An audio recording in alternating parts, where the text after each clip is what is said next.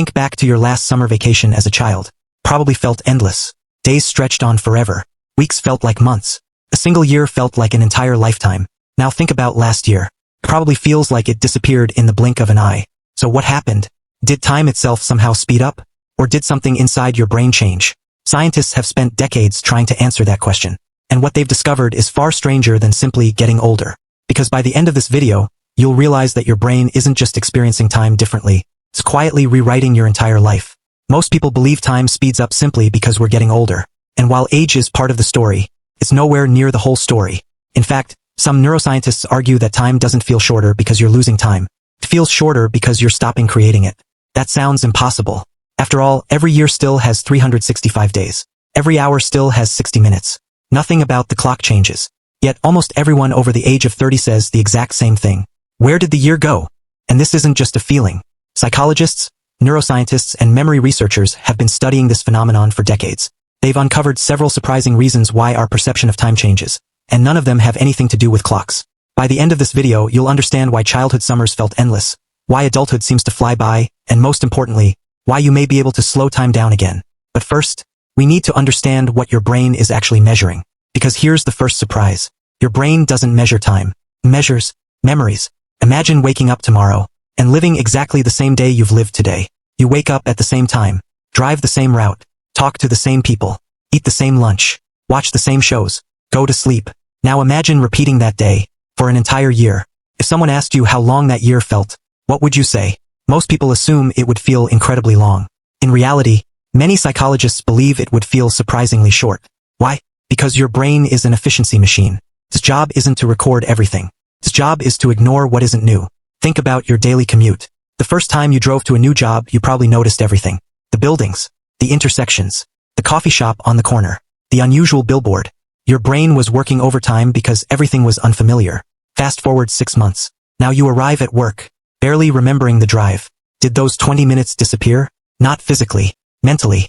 Your brain compressed them, because nothing important changed. And that's exactly what happens as we get older. Not just with commutes, with life itself. But here's where it gets strange.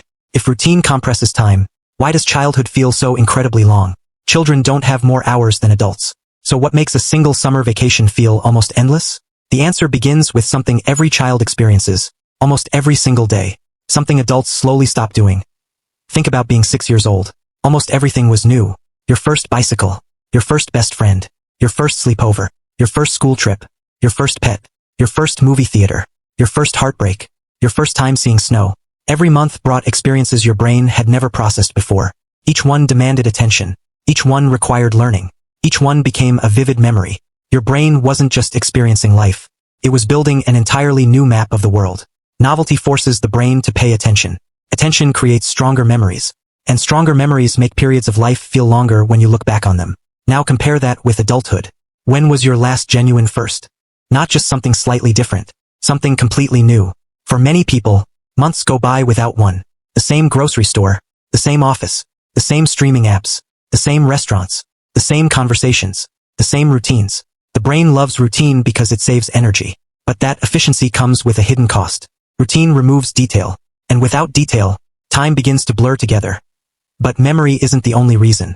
There's another explanation that's even more fascinating. And it starts with a simple mathematical fact you've probably never considered. A 5-year-old experiences 1 year very differently than a 50-year-old. Not because of memory, because of proportion. Imagine you're 5 years old. 1 year represents 20% of your entire life. That's enormous. It's 1/5 of everything you've ever experienced. Now imagine you're 50. 1 year is only 2% of your life. The exact same amount of time occupies a much smaller piece of your mental timeline. It's similar to adding 1 inch to a ruler. If the ruler is only 5 inches long, 1 extra inch changes everything. If it's 100 inches long, that same inch barely matters. Some psychologists believe our brains naturally compare new experiences against everything we've already lived. As life grows larger, each additional year feels relatively smaller. Whether this explains the phenomenon completely is still debated. But it may explain why birthdays seemed impossibly far apart as children, while adults often feel like they're arriving every few months. Think about Christmas. When you were 7, waiting 12 months felt almost unbearable. Now, many people pack away one Christmas tree and feel like they're decorating another almost immediately. Nothing changed about the calendar, only your relationship with it. But here's the twist. Even these two theories, memory and proportion still don't explain one strange fact. Why do vacations often feel incredibly fast while they're happening, yet surprisingly long when you remember them? That contradiction reveals one of the biggest secrets about how the brain experiences time. And once you understand it, you'll never think about memories the same way again. That contradiction has puzzled psychologists for decades. Because if time feels faster when we're enjoying ourselves, why do those same experiences often become our longest, richest memories? The answer reveals that your brain actually keeps two different clocks. One measures time while you're living it. The other measures time when you're remembering it. And they're often completely different. Imagine you're spending a week in Italy. Every day is packed with new streets, unfamiliar food, different languages, unexpected conversations, and breathtaking views. While you're there, the week seems to disappear. You're having fun. You're busy. Your attention is constantly moving. Before you know it, you're on the flight home wondering where the vacation went. But 6 months later, when someone asks about that trip, you can remember dozens of moments. The tiny cafe tucked into an alley, the musician playing in the town square, the sunset over the water, the train ride that almost went wrong, the smell of fresh bread every morning. Suddenly, that 1 week feels enormous. Now compare that with a normal week at home. You probably remember almost nothing specific. Not because nothing happened, but because nothing stood out enough for your brain to preserve. This is known as the holiday paradox. New experiences feel short while you're living them, but long when you look back. Routine experiences often feel normal while you're living them, but vanish almost completely in memory, which raises an uncomfortable question. If your memories define how long life feels, what happens when your days become almost entirely routine? Here's the unsettling part. This isn't just changing your perception of time. It's changing how much of your life you actually remember. And that may be the real reason people wake up wondering, where did the last 10 years go? Your brain weighs only about 3 pounds, yet it consumes roughly 20% of your body's energy. That's incredibly expensive. So evolution found a shortcut. Instead of analyzing everything every day, the brain automates whatever it can. That's why you don't consciously think about tying your shoes, or brushing your teeth, or unlocking your front door. Habits are efficient. Without them, daily life would be exhausting. But efficiency comes with a hidden trade-off. The more automatic life becomes, the less attention you pay. And attention is the currency your brain uses to create memories. No attention, no detailed memory. No detailed memory, a compressed sense of time. Think about driving home after work. Have you ever arrived in your driveway with almost no memory of the journey? That's called highway hypnosis. Your brain handled the task so efficiently that it barely bothered recording it. Now imagine that happening, not for 20 minutes, but for years. Not because life is boring, because it's predictable. But here's the good news. If routine compresses time, then the opposite must also be true. Can you actually slow life down again? Surprisingly, science suggests you can. You can't slow the clock, but you can change how your brain records it. Researchers studying memory and attention have consistently found that novelty is one of the strongest predictors of rich, lasting memories. That doesn't mean you need to quit your job and travel the world. Small changes matter more than most people realize. Take a different route home. Learn a language. Read outside your favorite genre. Try cooking a cuisine you've never tasted. Visit a museum. Start playing an instrument. Have conversations with people outside your usual circle. Even changing your daily routine forces your brain to wake up. Because the brain pays attention to what's unfamiliar. And what receives attention gets remembered. Many people believe they need more time. But perhaps what they really need is more memorable time.